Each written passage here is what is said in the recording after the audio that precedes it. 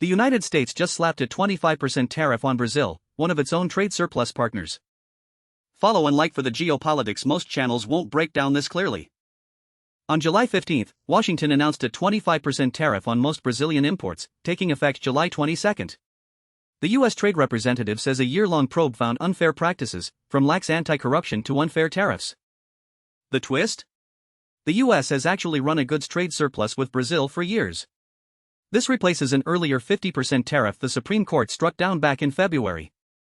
That first tariff was tied to Brazil's prosecution of former President Jair Bolsonaro, a Trump ally.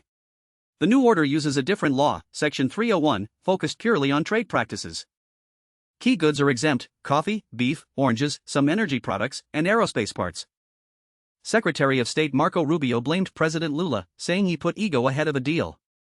Lula reacted with indignation, pointing instead to Brazil's October election rivalry.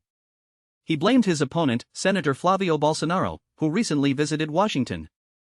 U.S. officials say a year of talks failed to resolve the issues, but negotiations can continue.